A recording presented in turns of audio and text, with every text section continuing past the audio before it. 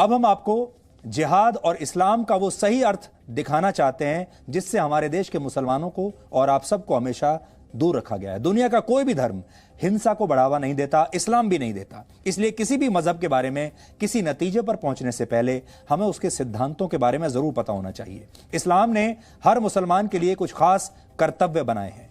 इन्हें इस्लाम के 5 स्तंभ कहते हैं। इस्लाम का पहला स्तंभ है शहादा, जिसका शाब्दिक अर्थ है घोषणा करना या गवाही देना। हर मुसलमान का कर्तव्य है कि वो इस बात की घोषणा करे कि अल्लाह के सिवा कोई और परमेश्वर नहीं है, यानी वो सिर्फ और सिर्फ अल्लाह में ही अपना भरोसा रखेगा। दूसरा स्तंभ है सलात, फारसी में इसी को नमाज भी कहते हैं। इस्लाम कहता है कि हर मुसलमान के लिए दिन में 5 बार नमाज पढ़ना जरूरी है। इस्लाम का तीसरा स्तंभ है ज़कात, आप इसे साल में 1 बार किया जाने वाला दान भी कह सकते हैं। हर मुसलमान के लिए जरूरी है कि वो अपनी आय का, अपनी आमदनी का एक हिस्सा जरूरतमंदों को दान जरूर दे, चैरिटी करे अंग्रेजी में अगर आप कहें तो। इस्लाम का चौथा स्तंभ है सौम, इसे रोजा रखना भी कहते हैं। इस्लाम में कहा गया है कि रमजान के महीने में हर मुसलमान के लिए रोजा यानी व्रत रखना जरूरी है।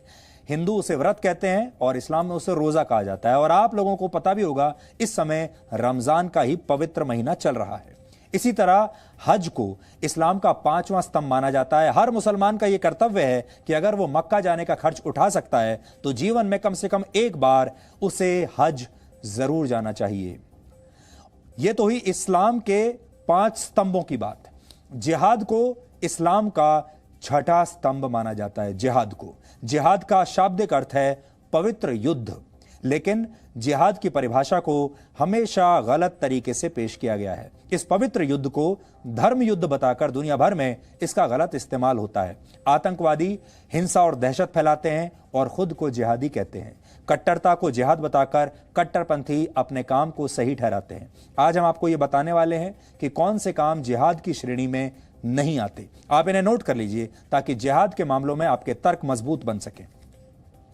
अगर किसी के ऊपर इस्लाम कबूल करने के लिए जबरदस्ती की जाए तो इसे जिहाद नहीं कहा जा सकता। अगर किसी देश या क्षेत्र पर कब्जा जमाने के लिए उस पर हमला किया जाता है तो इसे भी जिहाद नहीं कहेंगे। इसी तरह अगर आर्थिक फायदे के लिए किसी इलाके पर हमला किया जाता है तो यह जिहाद नहीं है। सिर्फ अपनी ताकत का प्रदर्शन करने के नाम पर, लीडर की ताकत का प्रदर्शन करने के नाम पर हिंसा को जिहाद नहीं कहा जा सकता। अगर निर्दोष लोगों, बच्चों, महिलाओं की हत्या की जाती है या उनका बलात्कार किया जाता है, इसे भी जिहाद बिल्कुल नहीं कह सकते। और अगर किसी पर हमला करके उसकी संपत्ति का नुकसान किया जाता है, इसे भी जिहाद नहीं कहेंगे। इसी तरह अगर किसी को हराने के लिए जैविक युद्ध का सहारा लिया जाता है तो इसे भी जिहाद नहीं कहा जाना चाहिए। जिहाद ही नहीं, इस्लाम में तो साधारण युद्ध के लिए भी कई सख्त नियम हैं और इन नियमों का पालन न करना गुनाह माना गया है। पहला नियम यह है कि आप युद्ध की पहल खुद नहीं कर सकते। यह युद्ध किसी बादशाह या सुल्तान के निर्देश पर नहीं, बल्कि सिर्फ किसी धार्मिक नेता के कहने पर ही शुरू किया जा सकता है।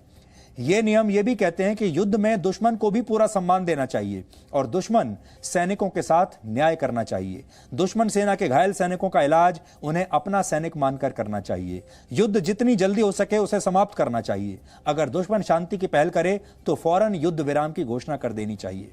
युद्ध के दौरान कुओं या पानी के स्रोतों में जहर डालना बिल्कुल प्रतिबंधित है। आधुनिक युद्ध की भाषा में कहें तो रासायनिक या जैविक हथियारों से हमला करना गुनाह माना गया है।